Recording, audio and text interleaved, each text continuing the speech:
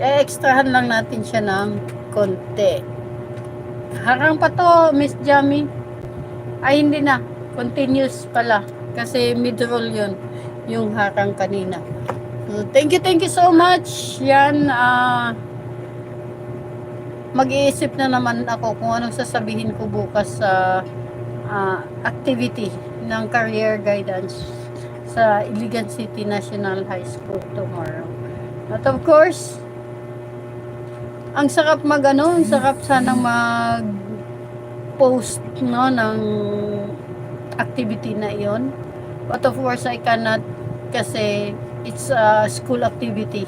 At saka hindi yun, hindi yun akin. Hindi yun akin.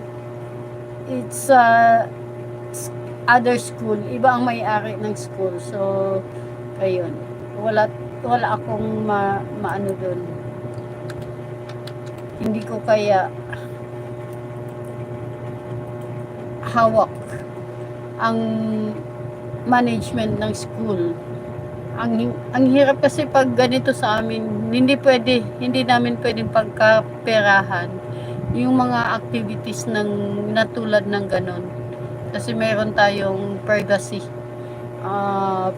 law, lalo na sa mga activities ng mga bata. So, yung mga activities ng mga bata na pinost ko, done na yon, finished product na. Hindi yung talagang sila ang gumagawa, binibidyo kung gano'n, hindi pwede. Bawal yun. Yun. Hinahabol ni Tulfo. So, ingat-ingat tayo sa ating mga pag-post. Of course, another one is plagiarism or reuse of videos. Mahirap yun. Pag ni Lolo na nag-reuse of videos, demonetization ang kanyang sagot. So, maliit lang yung kanyang maliit lang.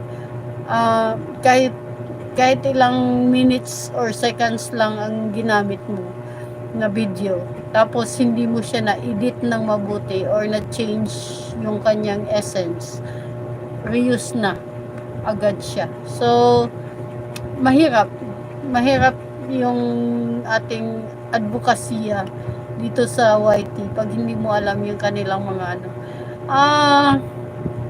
ayun, mayroon silang tinatawag na animal cruelty, ano pa ba yun, yung cyberbullying, of course, bawal yun, and many other laws na binigay nila as guidelines dito sa ating pagwa-YT. Anyway, let's continue to hope and pray na yung ating mga videos ay hindi lalabag sa kahit anong nila, mga bagay-bagay na binabawal nila through the guidelines. Of course, another one is the animal cruelty. Isa yun sa dahilan kung bakit pinatanggal yung aking lechon baboy processes, no? My Neighbor's Way. Yun, malakas yun, mabilis, mataas na agad, pero pinatanggal dahil nga sa animal cruelty. Siyempre, naglilitsyon kaya, so babalatan yung karne, tapos tinuhog yung tubo, tapos tinimplahan, tapos tinahi, no? So, hindi maiiwasan na nandyan si blood stains sa palibot niya. So, sayang yung video na yun, masyadong mahaba yun. The process of making lechon, My Neighbor's Way, from the beginning till the end. Ang haba-haba na video, maano siya dahil process, informative siya kung gusto mo maglechon na baboy, yun, gayahin nyo lang yun sana. But unfortunately, pina-turn down kasi Animal Cruelty Act. So, ayan. So, katatapos lang ng HLT teaching ni Ma'am Nati Dalde.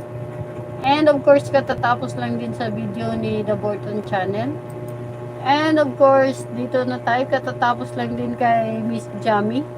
So, pwede na tayong matulog, guys. Good night, good night. Bye-bye! 2 hours and 5 minutes.